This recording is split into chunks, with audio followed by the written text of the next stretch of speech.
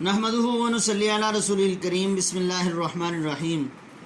عزیز طلبہ السلام علیکم ورحمۃ اللہ وبرکاتہ۔ آج کی اس ویڈیو کے اندر ہم پیج نمبر 89 صفحہ نمبر 89 سبق علی بخش پڑھنا شروع کریں گے۔ دیکھیں پیج نمبر 89 سے پہلی لائن، میری توقع پوری ہوتی ہے اور تھوڑی سی پریشان کن خاموشی کے بعد علی بخش مجھے یوں گھورنے لگتا ہے کہ یہ عجیب شخص ہے جو ڈاکٹر صاحب کی کوئی بات نہیں کرتا۔ آخر اس سے رہا نہ گیا اور ایک سینما کے سامنے بھیڑ بھاڑ دیکھ کر وہ بڑبڑانے لگا۔ بھیڑ بھاڑ دیکھ کر، رش دیکھ کر بڑبڑانے لگا، منہ کے اندر بولنے لگا۔ مسجدوں کے سامنے تو کبھی ایسا رش نظر نہیں آتا، ڈاکٹر صاحب بھی یہی کہا کرتے تھے۔ ایک جگہ میں پان خریدنے کے لیے رکتا ہوں تو علی بخش بے ساختہ کہہ اٹھتا ہے، اچانک کہہ اٹھتا ہے، ڈاکٹر صاحب کو پان پسند نہیں تھے۔ پھر شاید میری دلجوئی کے لیے، میری تسلی کے لیے، دل رکھنے کے لیے وہ مسکرا کر کہتا ہے، ہاں حقہ خوب پیتے تھے، اپنا اپنا شوق ہے، پان کا ہو یا حقے کا۔ شیخ پورہ سے گزرتے ہوئے علی بخش کو یاد آتا ہے کہ ڈاکٹر صاحب ایک بار یہاں بھی آئے تھے۔ یہاں پر ایک مسلمان تحصیلدار تھے جو ڈاکٹر صاحب کے پکے مرید تھے، مرید عقیدت مند چاہنے والے۔ انہوں نے دعوت دی تھی۔ ڈاکٹر صاحب کو پلاؤ اور سیخ کباب بہت پسند تھے۔ آموں کا بھی بڑا شوق تھا۔ وفات سے کوئی 6 برس پہلے جب ان کا گلا پہلی بار بیٹھا تو کھانا پینا بہت کم ہو گیا۔ اب علی بخش کا ذہن بڑی تیزی سے اپنے مرکز کے گرد گھوم رہا ہے اور وہ بڑی سادگی سے ڈاکٹر صاحب کی باتیں سناتا جاتا ہے۔ ان باتوں میں قصوں اور کہانیوں کا رنگ نہیں بلکہ ایک نشے کی سی کیفیت ہے۔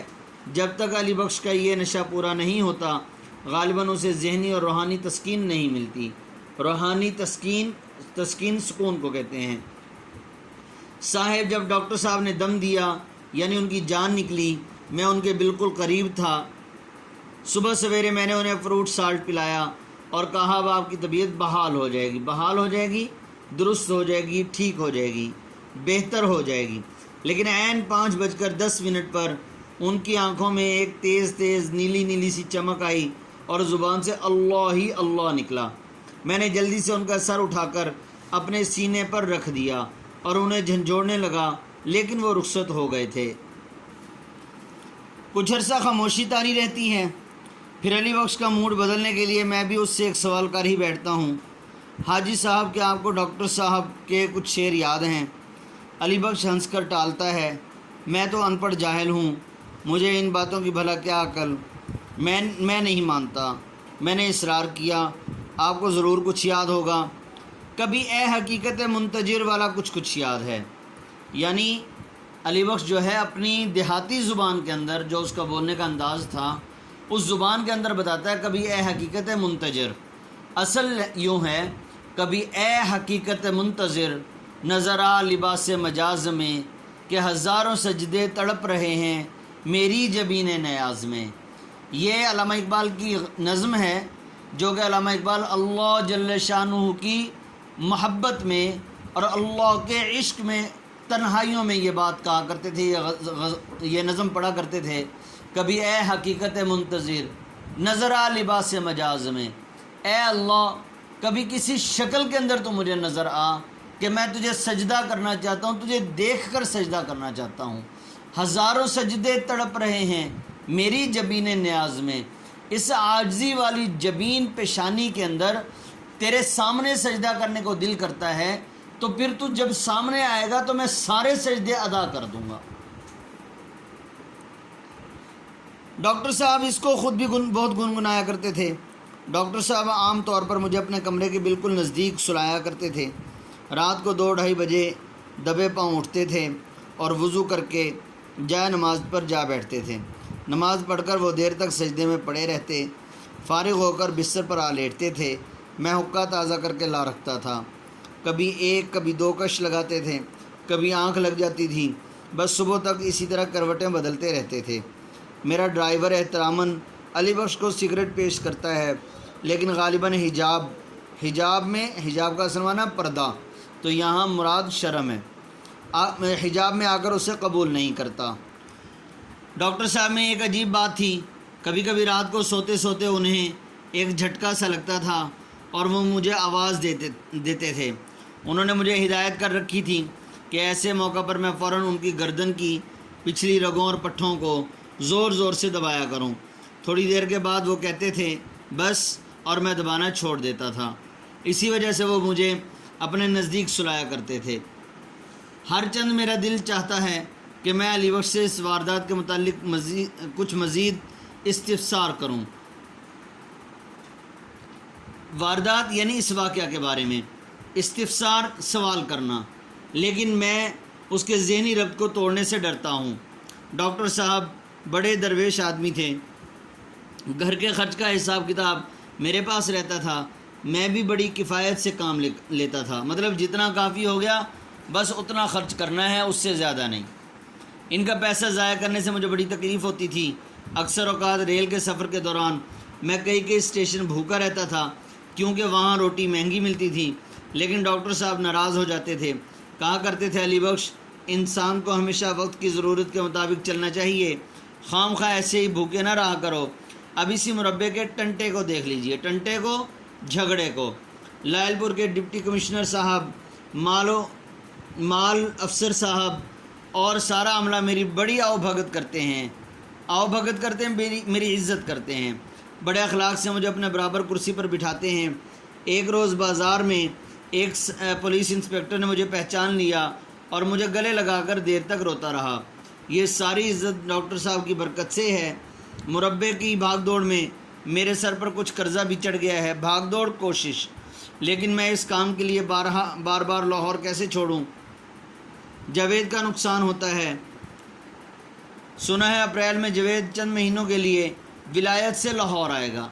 ولایت سے مطلب باہر کے ملک سے، مراد انگلینڈ ہے۔ جب وہ چھوٹا تھا ہر وقت میرے ساتھ رہتا تھا، اللہ کے کرم سے اب بڑا ہوشیار ہو گیا ہے۔ جب اس کی والدہ کا انتقال ہوا تو وہ اور منیرہ بہت کم عمر تھے۔ ڈاکٹر صاحب نے نرس کے لیے اشتہار دیا، بے شمار جواب آئے۔ ایک بی بی نے تو یہ لکھ دیا کہ ڈاکٹر صاحب کے ساتھ شادی کرنے کے لیے بھی تیار ہے۔ ڈاکٹر صاحب کسی قدر پریشان ہوئے اور کہنے لگے علی بخش دیکھو تو صحیح اس خاتون نے کیا لکھا ہے، میں بوڑھا آدمی ہوں، اب شادی کیا کروں گا؟ لیکن پھر علی گڑھ سے ایک جرمن لیڈی آ گئی۔ اب دیکھیں منیرہ کے اوپر نمبر 1 لکھا ہوا ہے، جرمن لیڈی کے اوپر نمبر 2 لکھا ہے۔ دیکھیں منیرہ علامہ اقبال کی بیٹی منیرہ، جسے علامہ پیار سے بانو کہا کرتے تھے، منیرہ میاں صلاح الدین سے بیاہی گئی، جو لاہور کی معروف شخصیت میاں امیر الدین کے بیٹے تھے۔ اور جرمن لیڈی سے مراد ڈورس احمد، جو حیات اقبال کے آخری 2 برسوں میں علامہ کے بچوں کی اتالق استاد اور نگران کے طور پر جاوید منزل میں مقیم رہیں۔ وہ علی گڑھ مسلم یونیورسٹی کے ایک پروفیسر کی سالی تھی۔ علی بخش کا تخیل بڑی تیز رفتاری سے، تخیل اس کے خیالات بڑی تیز رفتاری سے ماضی کے دھندلکوں میں پرواز کر رہا تھا۔ مطلب علامہ اقبال کی ساری ہسٹری جو ہے اور ان کی زندگی جو ہے وہ اس کے سامنے ایک روشنی کی طرح تھی۔ جس طرح انسان روشنی کو سامنے دیکھتا ہے، اسی طرح تو دھندلا کا مطلب روشنی ہو جائے گا، اس کا معنی یعنی اچھا وقت جو ہے اس کو ایک روشنی سے تشبیہ دی گئی ہے۔ زندگی کے ہر موڑ پر اسے اپنے ڈاکٹر صاحب یا جاوید یا منیرہ بی بی کی کوئی نہ کوئی خوشگوار یاد آتی رہتی ہے۔ جھنگ پہنچ کر میں اسے ایک رات اپنے ہاں رکھتا ہوں، دوسری صبح اپنے ایک نہایت قابل اور فرض شناس مجسٹریٹ، فرض پہچاننے والے کپتان مہابت خان کے سپرد کر دیتا ہوں۔